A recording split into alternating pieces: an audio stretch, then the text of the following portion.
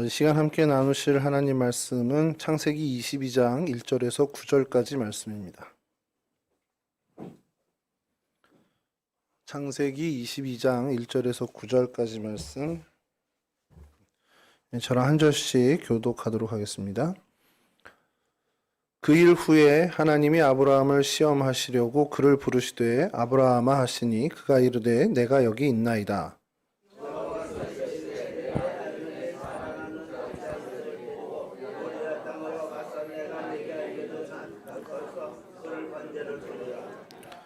아브라함이 아침에 일찍이 일어나 나귀의 안장을 지우고 두 종과 그의 아들 이삭을 데리고 번제에 쓸 나무를 쪼개어 가지고 떠나 하나님이 자기에게 일러 주신 곳으로 가더니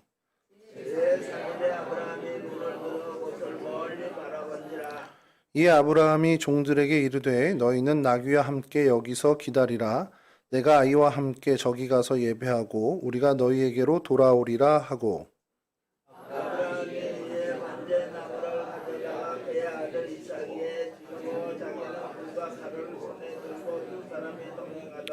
이삭이 그 아버지 아브라함에게 말하여 이르되 내 아버지여 하니 그가 이르되 내 아들아 내가 여기 있노라. 이삭이 이르되 불과 나무는 있거니와 번제할 어린 양은 어디 있나이까.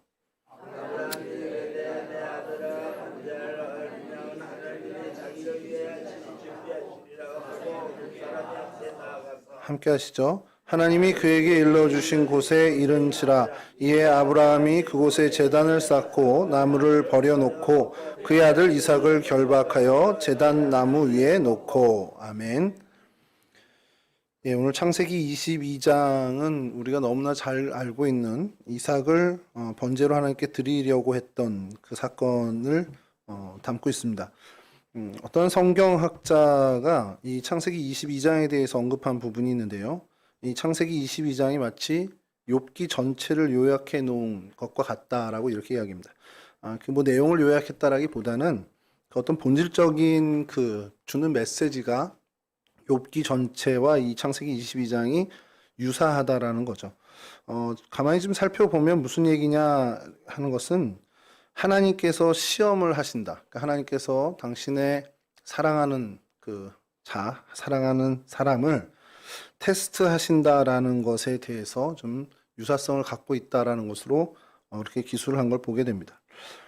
우리가 좀 그런 게 있죠. 어떤 귀뜸을 좀 받아서 이게 우리 하나님이 나를 좀 테스트 하시는 거야. 좀 뭔가 감을 잡고 우리 소위 요즘 얘기하는 촉이 좋아서 이건 하나님이 나를 테스트 하시는구나.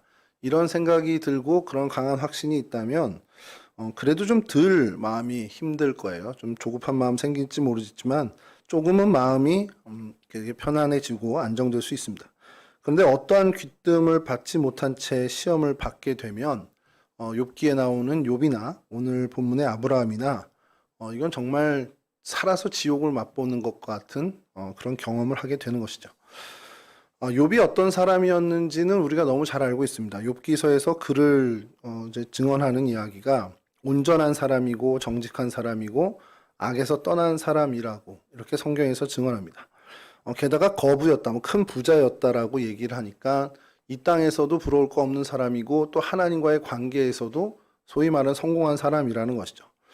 그런 욥을 두고 사탄이 하나님께 가서 이야기를 합니다. 욥이 하나님을 경외하고 하나님을 사랑하는 저 모습은 하나님이 주신 복 때문에 그렇게 하나님을 경외하는 거다라는 것을 이제 이야기하죠. 그렇지 않다면, 그러니까 하나님이 그런 복을 주시지 않았다면 하나님과 정말 무관한 삶을 살 것이라는 것이 이 사단의 주장이었습니다. 그리고 그 얘기에 하나님은 허락하셔서 이 욥의 믿음 부분을 시험하게 되죠. 그러니까 하나님이냐 아니면 복이냐, 그의 우선순위가 하나님이냐 아니면 그가 받은 복이냐, 이거를 하나님이 좀 확인하시고 싶었던 차원에서 이 테스트를 허락하신 겁니다. 오늘 본문의 아브라함도 이 본질적으로 같다라고 이야기하는 것이 뭐냐면 욥이 겪게 된 시험과 그 형태는 다르지만 이유는 같다라는 거죠. 아브라함 역시 복의 근원이라고 불려질 만큼 하나님으로부터 복을 받은, 그러니까 복에 있어서만큼은 대표적인 사람이라는 겁니다. 복에 국가대표가 있는지 모르겠지만 복을 놓고 국가대표를 선발하자 그러면 탁월하게 발탁될 만한 사람이 이 아브라함이라는 것이죠. 그렇게 복의 근원이라고 불려질 만큼 하나님으로부터 어마무시한 그 복을 받은 사람이 아브라함입니다. 뭐 물질적인 면이냐 뭐 그걸 떠나서요. 모든 면에서 하나님의 복을 최대로 얻은 사람이 바로 이 아브라함이라는 것이죠. 그리고 거기에 하나님이 약속하셨던 뭐 창세기 15장과 17장, 18장에 계속해서 약속을 하시는 것이 아들을 얻을 후사, 하늘의 별과 바다의 모래만큼 그 후손이 퍼지게 할 그 후손, 그 아들을 주시겠다라는 약속을 받고 또 그 복을 실제로 얻게 됩니다. 아브라함도 사라도 그 얘기에 사실은 뭐 믿음이 안 갔죠. 처음에는 믿지 못해서 사라는 그 뭐 웃을 수밖에 없었습니다. 그래서 이름이 이삭이 되었는데 그 웃을 수밖에 없었던 그 아들을 얻게 됐습니다. 그것도 아브라함이 100세에 그리고 사라가 90세 되던 해에 얻게 됐죠. 그 아들 이름이 이삭, 즉 웃음인데 처음에는 믿을 수 없어서 약간 실소에 가까운 웃음 때문에 그 이름이 붙여졌지만 이제 그들의 삶에서 가장 큰 기쁨이 된, 가장 큰 웃음이 된 아들이 바로 이 이삭이라는 것이죠. 그 이삭을 하나님이 이제 생각하실 때 그 이삭 때문인지, 그가 받은 복 때문인지, 아니면 하나님을 사랑하는 그 모든 것과 관계없이 하나님을 사랑하는 마음 때문인지를 하나님이 확인하고 싶어서 오늘 이 본문의 테스트를 진행하십니다. 그러니까 욥기의 그 시험과 오늘 이 22장에 이삭을 번제로 드리는 이 테스트는 본질적으로는 같은 시험이라고 이야기할 수 있다는 것이죠. 아브라함의 이야기가 사실 이 번제 이야기, 이삭을 번제로 바치는 이야기 전에 약속을 믿고 그 위대한 믿음으로 고향 땅을 떠나서 하나님과 동행해서 정말 여러 우여곡절을 겪은 끝에 하나님을 믿고 따랐더니 도무지 불가능한 일들이 다 이루어지고 하나님이 주시는 복을 다 누리고 그래서 그 말년에 귀한 아들까지 얻어서 행복하게 오래오래 살았다. 이렇게 해서 얘기가 끝나면 좋은데 그 뒤로 이어지는 것이 오늘 본문 전혀 이전의 아브라함의 일상과 전혀 다른 이야기가 이제 갑자기 튀어나오게 된 것이죠. 행복한 나날을 보내던 아브라함 부부에게 어마어마한 엄청난 하나님의 말씀이 임하게 되는데 그것이 아주 구체적으로 어떻게 보면 아브라함에게 지명해서 아예 그 임하게 되는 말씀입니다. 오늘 본문의 2절인데 이걸 다시 한번 제가 좀 읽어드리겠습니다. 여호와께서 이르시되 내 아들 내 사랑하는 독자 이삭을 데리고 모리아 땅으로 가서 내가 내게 일러준 한 산 거기서 그를 번제로 드리라. 하나님이 주신 약속의 아들입니다. 언약의 아들입니다. 언약의 아들을 키우면서 보람도 느꼈고 즐거움도 그리고 소망 가운데 살았던 이 아브라함에게 그 아들을 두고 하나님이 테스트를 하시죠. 핵심은 말씀드린 대로 욥에 대해서 사단이 이야기한 것과 같은 하나님을 경외하는 이유가 어디 있느냐? 하나님이 복을 주신 것에 있다. 그 복이 거두어지면 하나님을 따르지 않겠다는 그 주장이 아브라함에게도 적용돼서 그 이삭 그리고 아브라함이 얻은 복 이것이 거둬지면 그가 하나님을 경외하겠는지 안 하겠는지 그것을 봐야겠다라는 겁니다. 그래서 본질적으로 이 시험은 같은 시험이 될 수 있다는 것이죠. 하나님께서 많은 복을 주셨고 약속의 아들을 주셔서 하나님을 믿고 따르는 것인지 아니면 그 모든 것이 없어져도 여전히 하나님을 사랑하고 믿고 따르는 사람인지 아브라함이 그런 사람인지 아닌지 물론 하나님이 아셨겠지만 하나님께서 한번 확인하고 싶었던 것입니다. 그래서 아브라함에게 가장 소중한 아들을 두고 하나님이 이 테스트를 진행하죠. 근데 이 사건을 저희가 읽으면서 저희는 이 성경 이 본문을 읽으면서 우리 스스로에게 계속해서 그 도전이 오죠. 이게 아브라함만의 사건이 아니라 지금 내가 살아가는 나의 이야기일 수 있다는 겁니다. 내 이야기로 생각해 볼 필요가 있죠. 나에게 있어서 이삭은 누구며 혹은 무엇일까라는 생각을 해보는 겁니다. 우리가 가장 소중하게 여기고 있는 것이 무엇인지 그것을 이삭이라고 표현할 수 있다는 것이죠. 그것이 내 삶에 있어서 하나님과 첫 번째 자리를 두고 늘 다투는 것이 바로 이삭이 됩니다. 내 어떤 인생, 내 생각과 내 세계관과 내 인생관에 첫 번째 자리가 있는데 그 자리를 놓고 하나님과 항상 다투는 무언가가 있다면 그것이 오늘 본문에 나오는 이삭과 같은 것이라는 겁니다. 이 얘기를 이제 들으면요, 제일 먼저 그런 생각들을 하시더라고요. 자식이 우상이 된다. 그런 얘기를 내가 들은 것 같아. 이런 생각들을 하시는데 오늘은 사실 자식이 우상이 된다. 그거를 한정지어서 하려는 얘기는 아닙니다. 뭐 제 친구 얘기를 해서 좀 죄송합니다만 이거 가장 좀 적절한 것 같아서 좀 말씀을 드리는데 이 친구가 제법 사회적으로 성공을 했습니다. 좋은 직장 대기업을 다니고 있고 일 중독이 돼서 뭐 일에 거의 매진해 삽니다. 그게 이제 여러 친구들이나 후배들이 볼 때는 굉장히 능력 있는 사람으로 보이고 또 존경의 대상이 되기도 해요. 그 친구한테 아들이 있는데 이 아들이 아빠를 이제 많이 따르죠. 아빠 하고 막 이렇게 하니까 이 친구가 미안해서 그런지 이 아들한테는 뭐 다 해줍니다. 뭐 운동화 사달라면 사주고 뭐 게임기 사달라면 사주고 뭐 정말 지극정성으로 다 해줘요. 근데 이 아들이 아빠한테 원하는 건 그게 아닙니다.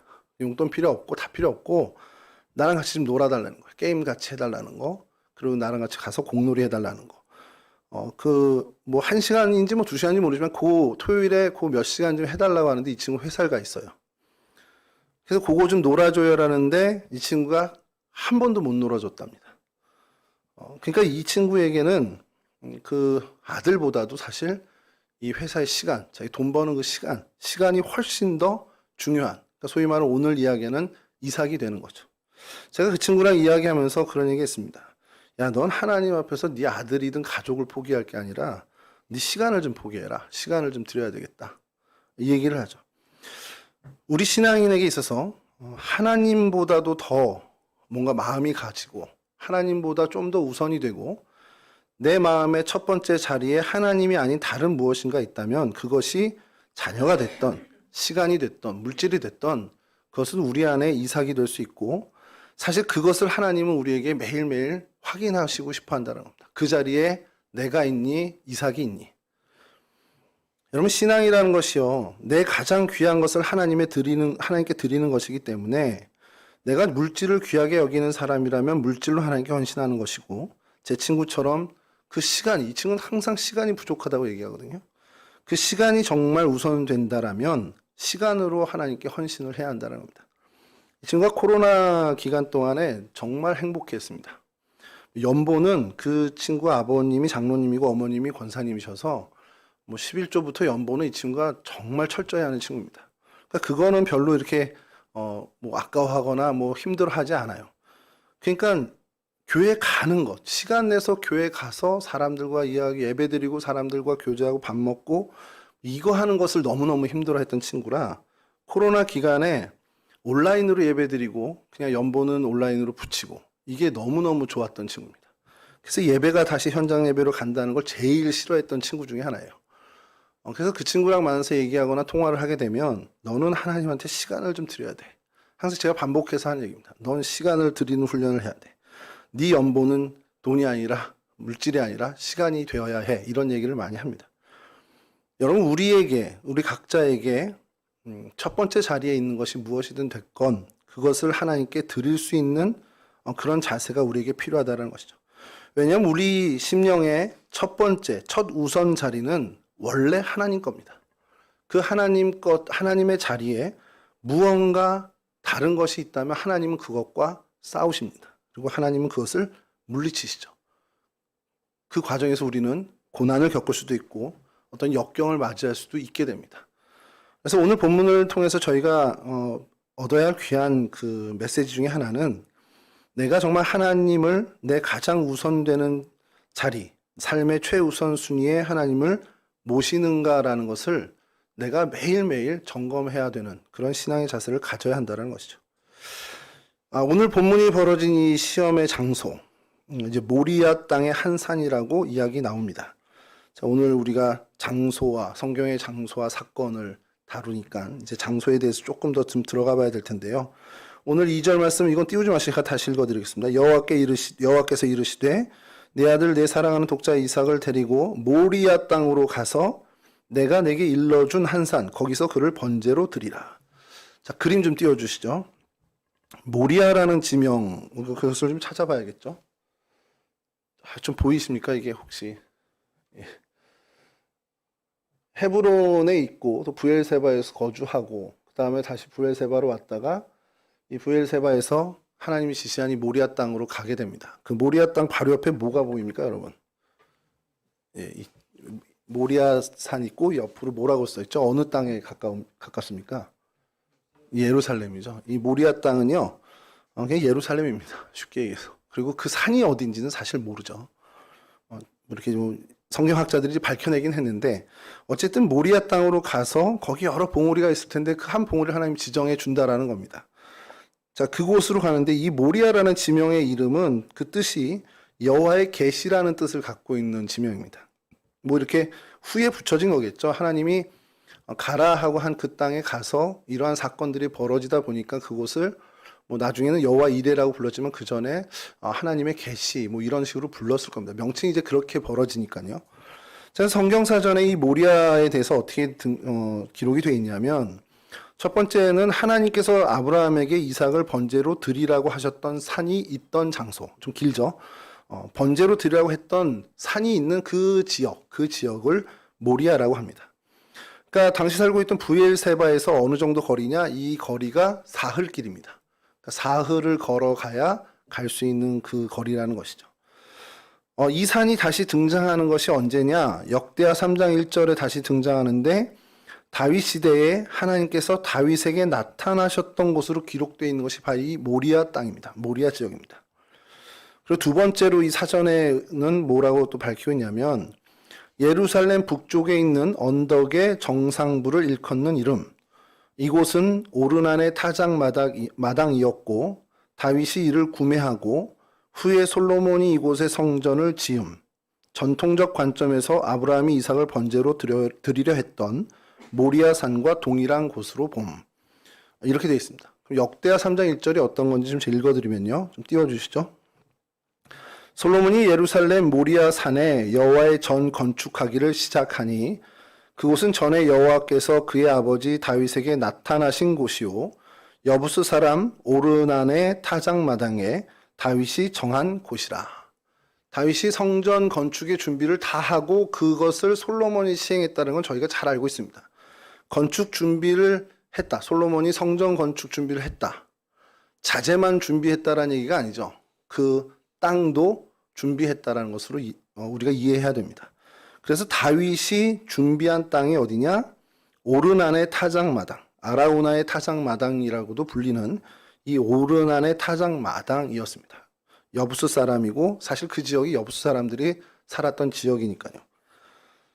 자, 이렇게 이삭이 번제로 바쳐질 뻔했던 그 하나님의 테스트가 있었던 이 곳이 훗날 솔로몬 성전이라고 저희가 칭하는 그 여호와의 성전이 건축되는 곳으로 이렇게 이어지게 된다라는 사실을 저희가 좀 주목할 필요가 있다는 거죠.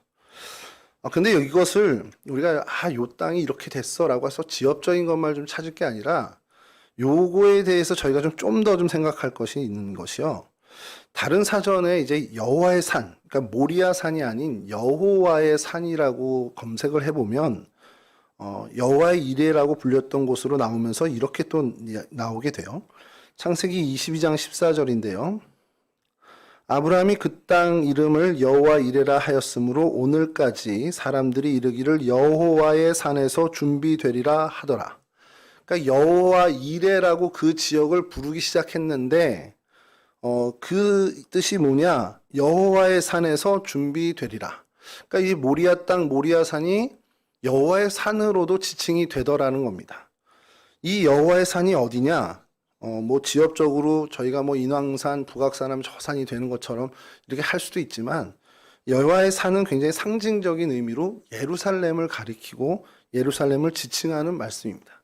성경 말씀을 좀 찾아보면요. 시편 24편 3절인데요. 여호와의 산에 오를 자가 누구며 그의 거룩한 곳에 설 자가 누구인가? 여기서의 여호와 산도 결국 하나님의 주인 되시는 그 예루살렘 성을 이야기합니다. 이사야 2장 3절에는 많은 백성이 가며 이르기를 오라 우리가 여호와의 산에 오르며 야곱의 하나님의 전에 이르자 그가 그의 길을 우리에게 가르치실 것이라 우리가 그 길로 행하리라 하리니 이는 율법이 시온에서부터 나올 것이요 여호와의 말씀이 예루살렘에서부터 나올 것임이라. 이건 좀 더 이제 지역적으로 확장이 돼서 시온산과 예루살렘 성을 다 지칭하는 오라 우리가 여호와의 산에 오르자 이렇게 지칭을 하고 있습니다. 또 스가랴 8장 3절에는요. 여호와가 이같이 말하노라 내가 시온에 돌아와 예루살렘 가운데 거하리니 예루살렘은 진리의 성읍이라 일컫겠고 만군의 여호와의 산은 성산이라 일컫게 되리라. 예루살렘에 대해서 이야기하면서 여호와의 산, 그것이 이제 성산, 거룩한 산이라는 칭호까지도 갖게 된다는 이런 여러 성경 말씀을 저희가 이렇게 같이 이렇게 좀 배경으로 놓고 생각해 본다면 우리가 지역적으로만 생각하지 않게 되면 이 모리아 땅 이것은 예루살렘 지역, 그러니까 하나님의 산으로도 이야기되는 이 예루살렘 지역 전체를 이야기하는 것이라고도 할 수 있다라는 겁니다. 자, 요걸 좀 기억해 주셨으면 좋겠어요. 모리아 그리고 여호와의 산, 예루살렘 이것이 사실은 하나님 편에서 같은 의미의 지역이라는 것을 저희가 생각해야 한다는 겁니다. 자, 그럼 이 모리아 산 그리고 이 이삭이 제물로 바쳐졌다고 하고 솔로몬의 성전이 지어졌다고 하는 그 땅이 오늘날은 어떻게 되어 있는가? 사진을 좀 보여주시면요. 사진을 좀 보여주시죠. 제가 어릴 때 이 사진을 보고 와, 예루살렘 성전 멋있네 이랬거든요. 얼마나 창피한지 모릅니다. 그때 저를 생각하면. 다음 사진은요. 조금 더 각도를 달리해서 찍은 사진인데요. 다음 사진, 예, 이게 다음 사진이군요. 너무 똑같지만 문이 이제 생겼죠. 가운데 이렇게 좀 틀어진 거고. 예, 그 다음 사진도 역시 멋진 이게 뭐 같습니까, 여러분? 그리고 다음 사진은 멀리서 찍은 건데요. 예, 굉장히 웅장하지 않습니까? 저는 성지를 못 가봐서 잘 모르겠는데 이게 굉장히 저는 우리 하나님 편에서의 시각을 보면 하나님 참 놀랍다라는 것을 얘기합니다. 이게요, 바위돔 사원이라고 이제 황금 사원이라고도 하는 이슬람 사원입니다. 이 안에 그 자리가 있는 거죠. 전통적으로 이야기할 때 아브라함이 이삭을 데리고 가서 거기서 번제로 드리려고 했던 장소, 뭐 전통적으로 알려진 것은 그곳에 위치한 흰 거대한 옥돌 바위가 있는데 그 바위 위였다라고 이야기가 내려오고 있습니다. 그리고 그 자리에 이 모스크가 세워지게 된 거죠. 저는 다음 사진 보여주셔도 됩니다. 이게 언덕 위에 이렇게 저 황금빛을 비추고 있는데 기회가 되면 꼭 한번 가보고 싶은 곳입니다. 자, 성경에는요, 다윗이 예루살렘 모리아산 정상의 이곳을 금 600세겔을 주고 사서 거기에 여호와 하나님을 위한 제단을 쌓고 번제를 그리고 화목제를 드리게 됩니다. 그리고 그 자리에서 하나님께서 응답하셔서 하늘에서 불을 내려 응답하셨다라고 성경은 기록되어 있습니다. 역대상 21장 25절에서 26절인데요. 이걸 좀 읽어드릴게요. 그리하여 다윗은 그 턱값으로 금 600세겔을 달아 오르난에게 주고 다윗이 거기서 여호와를 위하여 제단을 쌓고 번제와 화목제를 드려 여호와께 아뢰었더니 여호와께서 하늘에서부터 번제단 위에 불을 내려 응답하시고. 자, 이런 경험을 했으니 다윗이 여기에 하나님 성전을 지어야겠다는 생각을 하게 되겠죠, 자연히. 그래서 그곳에서 여호와의 성전을 짓기로 다윗은 작정을 합니다.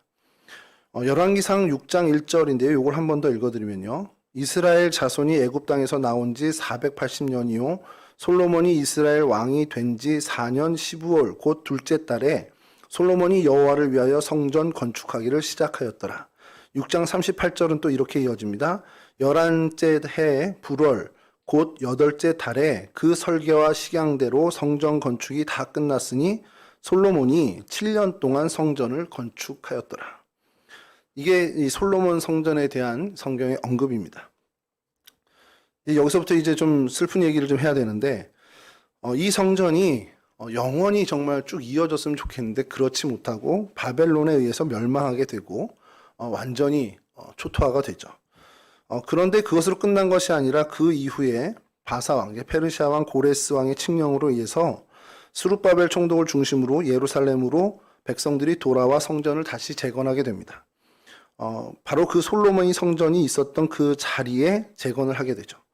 포로기에서 돌아온 다음 해, 그러니까 뭐 주전 537년이나 536년쯤인데 그때 착공을 시작해요. 근데 적들의 방해로 인해서 공사가 중단됩니다. 약 16년간 중단이 됐다가 다시 다리오 왕의 조서로 공사가 재개가 됩니다.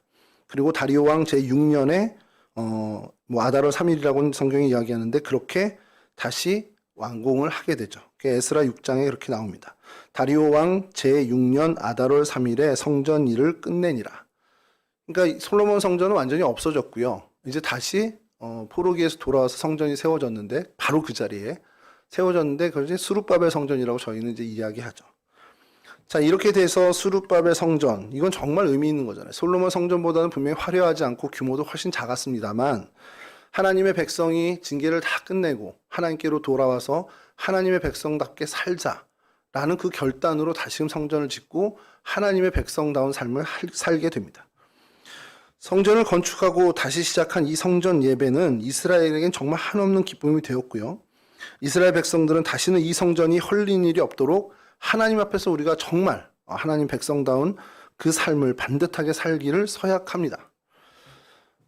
이 스룹바벨 성전이 이제 몇백 년 수가 지나서 주전 20년 경에 헤롯이 이스라엘 사람들의 마음을 얻고 싶어서 그것을 좀 다시 한번 화려하게 이렇게 리모델링이라고 해야 되는지 다시 이제 건축을 시작해서 9년 만에 정말 크고 화려하게 외형을 완성합니다. 그리고 그것이 주후 63년까지 내장 공사가 이어져요. 그러니까 굉장히 오랜 시간 동안 이 성전을 화려하게 다시 복원을 하게 됩니다. 이 성전을 우리는 헤롯 성전이라고 이제 이야기를 해요. 자, 근데 이 헤롯 성전을 주님은 바라보시면서 뭐라고 하셨냐면 감람산에서 이제 성전을 바라보시면서 말씀하시길 돌 위에 돌 하나도 남기지 않고 다 무너질 거다라고 이야기하십니다. 그리고 그 말씀대로 주후 70년에 로마군에 의해서 그 헤롯 성전은 완전하게 정말 완벽하게 사라지게 됩니다. 이 땅이 그리고 나서 역사의 이제 순환이 계속된 다음에 이슬람이 지배하는 땅이 됐죠. 여기서 잠깐 좀 옆으로 좀 세겠습니다. 아까 그 황금 사원이 생기게 된 이유나 이런 것들을 좀 말씀을 드리고 왜 하나님이 이렇게 허락하셨지라는 생각을 좀 하게 되는데 마호메트라는 이제 이슬람의 창시자죠. 이 마호메트가 이 570년경에 태어나서 연도는 중요한 건 아닙니다만 부자였던 과부 카디자와 결혼을 해요. 그리고 610년경 이제 주후 610년경에 계시를 받았다고 하면서 추종자를 모으기 시작하고요. 많은 전쟁을 통해서 세력을 키웁니다. 그리고 나서 아라비아 반도를 점령하게 돼요. 그리고 정교일치라고 해서 종교와 정치가 일치된 정권을 수립합니다. 그렇게 이슬람 국가를 세우고는 주후 632년에 죽게 돼요. 죽으면 끄셔야 되는데 이 추종자들이 마호메트는 죽지 않았어. 이단들의 보통 특징이죠. 승천했어 라고 교리를 만듭니다. 근데 하필 그들이 주장한 데가 어디냐? 승천한 데가 어디냐? 이 모리아 땅입니다. 이곳에서 승천했다. 흰 거대한 옥돌 바위에서 승천했다라고 그들이 이제 만듭니다. 그래서 그들의 추종자들은 시리아, 터키, 애굽 이것을 점령하고 계속해서 이제 어떻게 보면 그 힘을 가지고 점령을 한 거죠. 그리고 이 마호메트의 어록을 모으고 성경을 사실은 왜곡해서 아브라함이 이 바위 위에서 번제로 바치려고 했던 것은 이삭이 아니고 자신들의 조상인 하갈이 낳은 이스마엘이다라고 왜곡을 합니다. 실제로 그렇게 가리키고 있어요. 그래서 이스마엘이고 그 후손인 아랍인들이 정통 아브라함의 후손이라고 이야기를 합니다. 아랍인들은 사실은 지금 그렇게 믿고 있죠. 이게 누가 이제 어느 역사학자가 있는데 희대의 사기극이라고 얘기까지 하는데 제가 이렇게 얘기했다 이게 이슬람 사람에게 들리면 이제 저는 무슨 테러를 당할 수 있겠지만 여러분 그래서 이 예루살렘의 성전터 그러니까 그들은 솔로몬이 지은 성전, 스룹바벨이 지은 성전, 헤롯이 한 성전 그 아무 상관이 없고 그곳이 이스마엘을 번제로 바치려고 했던 곳이고 그곳에서 마호메트가 승천했기 때문에 거기가 성지가 된 겁니다. 그러니까 예루살렘의 성전과는 무관하게 그들의 성지, 3대 성지 중에 하나가 됐다라는 거예요. 그 이후에 무슨 팔레스틴 지역의 칼리프 왕조, 우마이야 왕조, 무아위야 1세 이런 거 쭉 역사들이 이야기 나오는데 그 왕조들이 이 흰 옥돌바위 위에 이 사원을 건축하게 되는 겁니다. 의미가 있으니까. 이스마엘이 번제로 바쳐질 뻔했던 곳이야. 우리 창시자 마호메트가 여기서 승천했대 하는 그런 의미가 담긴 곳이니까 엄청나게 화려한 이 사원을 짓게 된 겁니다.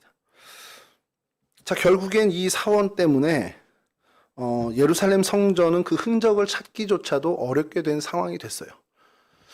근데 여기서 물론 이제 오늘날도 여기는 계속해서 분쟁 지역입니다. 이스라엘 사람들과 이제 아랍들의 이제 그 분쟁 지역인데 제가 여기서 하나님의 그 놀라운 섭리를 좀 발견하게 되는 것이 이삭이 테스트의 원인이 됐었죠. 하나님이 우선이냐 이삭이 우선이냐라는 테스트의 이유가 됐던 것. 그렇다면 만약에 우리가 이제 아까도 말씀드렸지만 내가 하나님보다 앞선, 그러니까 이게 좀 노골적으로 얘기해서 나에게 우상이 있는지를 우리는 계속해서 점검해야 되는데, 그럼 이스라엘 민족으로만 봤을 때 여기에 예루살렘의 성전터가 있다. 그래서 이 바위 이 위에 이 모스크 황금사원처럼 뭔가 기념될 만한 뭔가 있었다면 그냥 생각을 해보는 거예요. 얼마나 많은 크리스찬들과 유대인 그리고 유대교인들이 거기를 정말 맹목적으로 달려갈까? 저희가 이렇게 아랍 사람들이 그 메카에 모여서 성지순례하는 거면서 뭐 압사당하고 뭐 이런 일들을 좀 보면서 아유 왜 저래 이러는 그런 뉴스를 볼 때가 있잖아요. 그만큼 아니 그보다 더 하지 않았을까라는 생각을 하는 겁니다. 예루살렘 성전에 어떤 흔적이 남아있다. 사실 지금 통곡의 벽, 그 아주 성벽의 일부만 남아있음에도 불구하고 많은 사람들이 그곳에 가죠. 가는 게 나쁘다는 게 아니고요. 사실 가서 우리가 성경의 이야기들을 좀 다시 한번 되새기고 하나님의 역사를 우리가 다시 한번 기억하는 게 굉장히 좋은데, 이게 일부 사람들에겐 지나친 일이 돼서 그 통곡의 벽, 저는 뭐 안 가봐서 모르지만 다녀온 친구들이나 많은 목사님들 얘기가 그 이렇게 벽 사이에 이렇게 메모를 넣는데요. 기도 제목 같은 걸. 근데 정말 많은 숫자가 한글이라고 그러더라고요. 그러니까 뭐 어쨌든 그런 어떤 종교심이 왜곡되게 작용돼서 그것이 정말 어떻게 우상화되는 일이 분명히 벌어질 수 있겠다는 생각이 들었고, 그래서 하나님이 이 성전터를 아예 흔적도 없이 없앤 것 아닌가라는 생각이 드는 겁니다. 근데 그것을 또한 뒷받침하는 생각들이 뭐가 있냐면, 여러분 신약 시대에 우리 칭찬받는 많은 교회들이 있었습니다. 특히 안디옥 교회 같은 경우는 뭐 교회사의 큰 획을 그은 교회죠. 근데 그 모든 신약 시대의 정말 위대한 교회들이 지금은 다 이슬람권에 들어가서 사실은 흔적이 없던, 교회로서의 어떤 기능은 전혀 없다라는 겁니다. 그러니까 인간은 끊임없이 뭔가를 세우고 하나님은 끊임없이 그것을 흩으시는 그 모습을 좀 보게 되는 거죠. 여러분 이것과 좀 비슷한 예로 이스라엘 역사에 있어서 가장 추앙받는 지도자는 뭐 일단은 다윗으로 저희가 얘기하지만, 다윗은 어떤 그 거대한 힘과 권력 이런 것들에 대한 이야기고, 이스라엘 민족의 태동, 어떤 민족 공동체로서의 어떤 태동은 실제로 출애굽 역사부터 시작이 됩니다.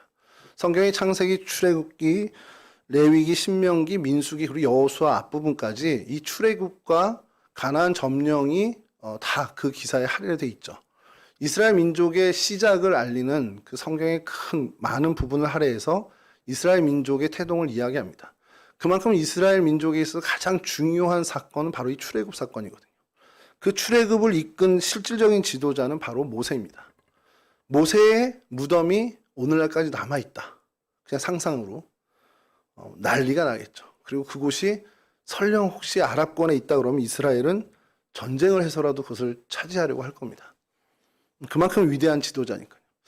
그것을 미리 아시고 하나님이 모세의 무덤을 아예 없애신 것 아닌가. 모세의 무덤은 전승으로도 내려오지 않습니다. 그러니까 그 모세의 무덤이 흔적조차 없이 지워진 것은 하나님이 이 우상화가 되는, 그러니까 사람들이 우둔하고 어리석어서 그 보이는 것에 맹목적으로 나아가는 그런 모습을 하나님이 경계하신 일이 아닌가라는 생각을 하는 겁니다. 그런 차원에서 이 예루살렘 성전 역시도 이렇게 하나님이 오늘날 바위사원으로 이렇게 덮어버리고, 그래서 예루살렘 성전의 흔적이 없이 하신 것은 아닌가라는 생각을 하게 되죠. 그래서 뭐 이것은 약간 곁길로 나간 거고요. 여하튼 이 자리, 뭐 그곳이다 아니다, 뭐 정확히 여기야 아니야 3m 뒤야, 뭐 15m 앞서 있어, 뭐 그런 걸 논하자는 것이 아니고, 하나님보다 앞선 것인지 아닌지를 하나님이 테스트한 이 사건이 하나님이 그 중심에 계셔야 한다라고, 그 모든 민족 공동체의 한 가운데 좌정하셔야 된다라는 상징의 성전으로 이어졌다라는 것을 저희들이 좀 생각해야 한다는 겁니다. 그러니까 개인의 삶에서든지 공동체의 어떤 행보에서든지 하나님은 가장 그 중심, 그리고 가장 우선순위에 계신 그 자리, 첫 번째 자리에 늘 좌정하셔야 한다는 것을 하나님은 이 모리아 땅의 이 두 사건을 통해서 우리에게 알려주고 계시다는 것이죠. 여러분, 모리아 지역에서 일어난 이 일들, 아브라함이 자신에게 가장 소중한 이삭을 번제로 바치기로 작정하고 그 일을 진짜로 실행했던 그곳, 그 일을 통해서 하나님은 우리에게 삶의 가장 첫 번째 자리에 하나님이 계셔야 함을 계속해서 강조하고 계시죠. 이삭을 바치려 했던 사건은 실제 이삭이 아닌 아브라함을 하나님께 온전히 드린 사건이라고 우리가 봐도 무방합니다. 아브라함의 믿음, 자신의 첫 번째 자리를 하나님께 온전히 드린 그 아브라함의 헌신의 사건이라고 우리는 이야기할 수 있다는 것이죠. 그리고 그 자리에 하나님께서는 이제 개인의 삶을 뛰어넘어서 솔로몬을 통해 성전을 허락하시고 이스라엘 민족이라는 이스라엘 공동체 전체의 중심에 좌정하십니다. 민족의 중심, 민족의 가장 첫 번째 자리에 하나님이 좌정하시는 거예요. 물론 이제 그 이후에 사람들의 어리석음과 죄악으로 인해서 그 성전은 철저하게 파괴가 됩니다만, 하나님은 그러면 그렇게 파괴된 성전, 하나님이 중심에 있어야 돼, 첫 번째 자리에 있어야 돼라고 하나님 백성 가운데 첫 번째 자리를 이렇게 파괴된 것으로 그치셨냐? 거기서 끝나지 않았다라는 겁니다. 아까 이 점을 좀 기억해 주십시오. 제가 말씀드렸던 것이 이 모리아 땅, 이것을 하나님의 산이라고도 하고, 그래서 여호와의 산 이렇게 얘기하면서 이것이 예루살렘 전체를 지칭하는 이야기입니다라고 말씀드렸습니다. 지역적으로 생각할 때가 아니라 어떤 이런 화기적으로 생각할 때 분명히 이것은 예루살렘 전체를 이야기하는, 지칭하는 명칭입니다라고 말씀을 드렸죠. 이 지역에 있었던 정말 전무후무한 최대의 사건이 뭡니까? 예루살렘에서 있었던 일, 아브라함이 이삭을 바친 일도 대단한 일이고, 솔로몬이 다윗에게 이어서 그 여호와의 성전을 건축한 것도 어마무시한 일입니다만, 사실 이 예루살렘에서 일어난 가장 중요한 사건은 누가 뭐라고 그래도 예수 그리스도의 십자가 사건입니다. 여러분, 예수 그리스도의 십자가 사건, 이 구속의 사건을 통해서 주님께서는 이제 더 이상 예루살렘 성전이 아니라 주님 스스로가 성전이 되셔서 이제 더 이상 눈에 보이는 성전이 아닌 예수 그리스도를 통해 하나님을 만나는 그 일을 우리에게 이루셨다라는 사실입니다. 몸소 자신의 몸을 십자가에 내어주신 하나님의 헌신의 사건이 그곳에서 벌어졌다는 것이죠. 아브라함의 헌신의 자리였는데, 아브라함이 자신을 온전히 하나님께 드리는 그 헌신의 자리였는데, 그것이 변화되어 이제는 하나님께서 당신을 헌신하는 자리로, 하나님이 그 역사의 자리로 삼아 주셨다는 겁니다. 제가 이 말씀을 준비하면서 조금 좀 색다른 경험을 좀 하게 됐습니다. 그 시작이 여기서부터인데요. 이사야 41장 8절입니다. 좀 읽어드리면, 그러나 나의 종 너 이스라엘아, 내가 택한 야곱아, 나의 벗 아브라함의 자손아. 신약에 들어가서 야고보서 2장 23절입니다. 이에 성경에 이른바 아브라함이 하나님을 믿으니 이것을 의로 여기셨다는 말씀이 이루어졌고, 그는 하나님의 벗이라 칭함을 받았나니. 하나님께서 사람을 향해서 야, 내 친구야, 내 벗이야 라고 지칭한 사람은 아브라함이 실질적으로 유일한 사람입니다. 모세의 경우에는요, 친구와 대면해서 이야기하듯 모세와 대면하고 이렇게 이야기했다라는 기사는 나오지만, 모세를 향해서 내 벗이다, 내 친구다라고 언급한 적은 없습니다. 오히려 예수님께서 신약에 나사로를 우리의 친구다라고 하신 게 오히려 친구라는 표현이 더 직접적으로 된 거고요. 그리고 제자들을 향해서 이제는 너희를 종이라고 여기지 않고 너희를 나의 친구라 하겠다 그러면서 하늘의 비밀을 종에게는 얘기 안 하는데 친구에게는 얘기한다, 이 얘기를 하시면서 제자들을 향해 친구다라고 한 정도는 있지만, 이 한 사람을 지목해서 나의 벗, 나의 친구라고 이야기한 사람은 이 아브라함이 유일합니다. 그럼 하나님이 친구라고 칭한 이 결정적인 이유가 뭘까? 여기서 영상을 하나 보겠습니다. 좀 틀어주시죠, 전사님.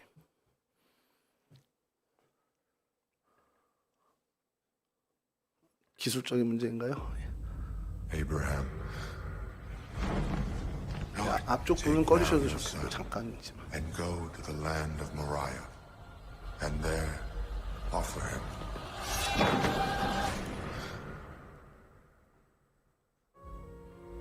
The Lord came to me last night. I must go to Moriah and make a sacrifice to him there. Isaac and I will go alone Why, Isaac? because the Lord commands it. Make sure no harm comes to our son.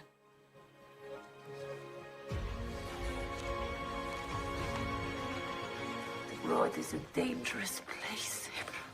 The Lord has set us on this path. He will guide us. This road belongs to Abimelech, king of Penasat.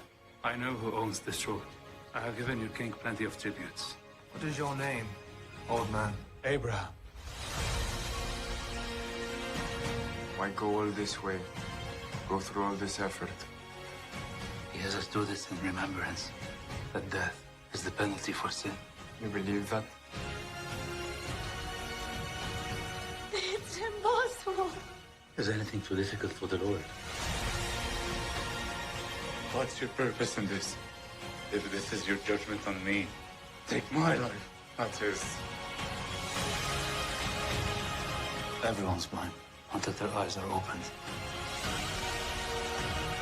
The Lord chose that man out from the wicked, that hope may endure.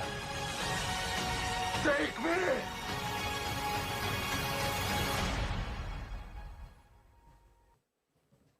네, 여기까지입니다. 이게 영화예요. 영화 예고편입니다. 지난 토요일에 저희 김정인 원사님은 같이 가서 보셨는데 하나님의 마음이란 우리 제목으론 그렇게 뭐 영어 원제는 뭐 His Only Son인가 그렇게 영재로는 돼 있는데 우리나라 개봉되는 제목은 하나님의 마음이라고 해서 개봉을 이제 합니다.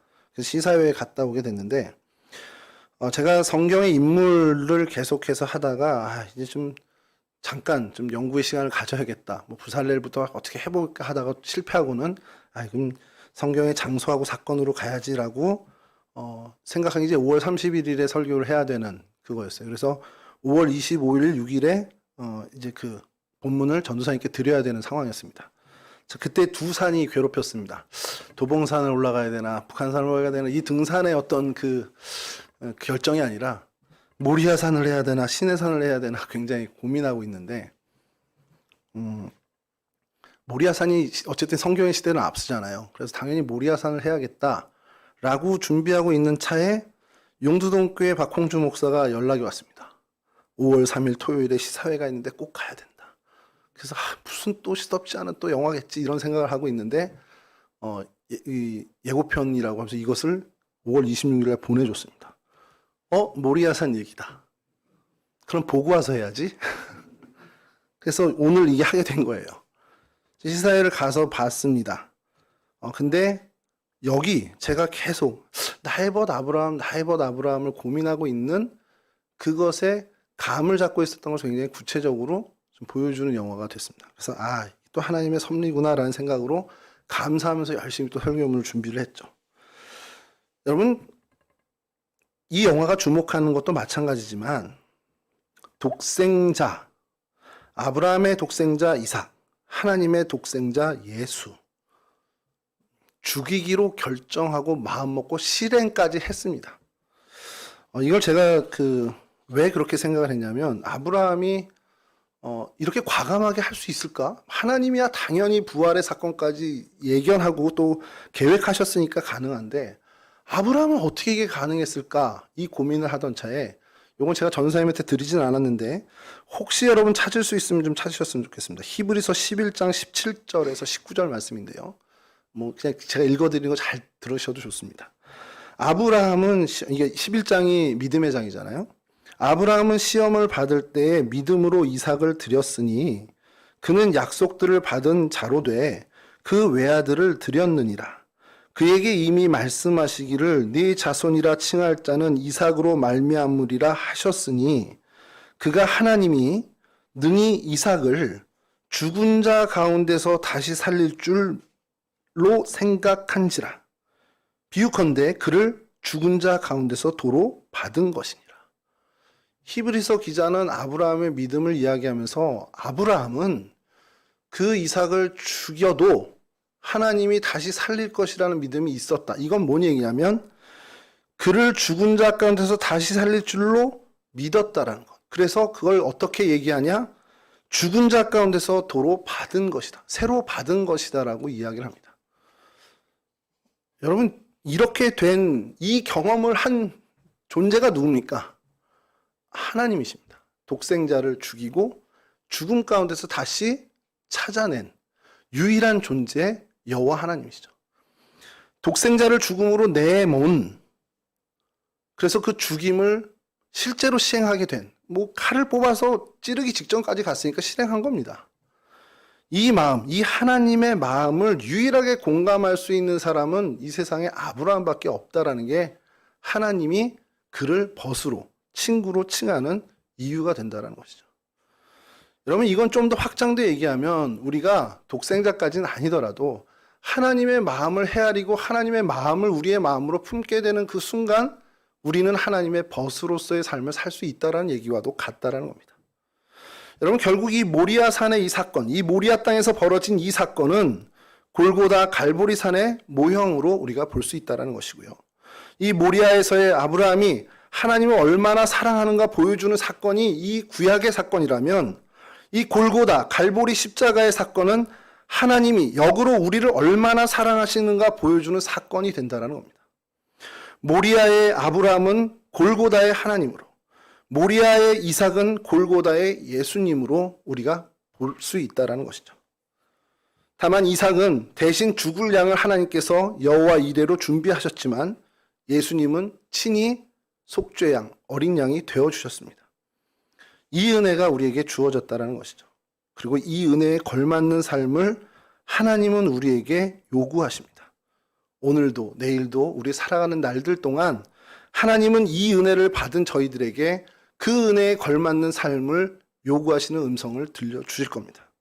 그러니 우리 각자의 삶 속에서 정말 매일매일 내 가장 소중한 것들이 무엇인지, 그것을 정말 하나님으로 인해서 하나님 때문에 그것을 내가 내려놓을 수 있는지, 그러한 헌신의 삶을 살 수 있는지를 점검하고 또 그렇게 살기 위해 결단하는 삶을 우리는 살아야 한다는 것이죠. 하나님은 우리에게 이미 당신의 독생자를 내어주셨습니다. 그 하나님의 마음을 우리가 헤아렸으면 좋겠어요. 하나님이 우리를 그만큼 사랑하신다, 하나님께서 헌신하신 그 마음을 헤아려서 우리가 하나님의 그 마음에 실망을 드리지 않도록, 정말 하나님이 우리를 대견해 하실 수 있도록 우리가 정말 우리의 거룩함으로 하나님 앞에 나아가는 그러한 하나님의 백성들이 되어야 한다는 겁니다. 내 가장 첫 번째 자리, 그 자리는 원래 하나님의 자리입니다. 하나님을 모시는 그 자리를 살아, 정말 하나님께 온전히 헌신한 삶을 살아서 우리가 나아간다면 하나님은 여호와 이레의 복을 우리에게 여전히 베풀어 주신다는 사실입니다. 이 은혜를 소유한, 정말 이 은혜의 주인공들이 다 되실 수 있기를 주님의 이름으로 간절히 축원합니다.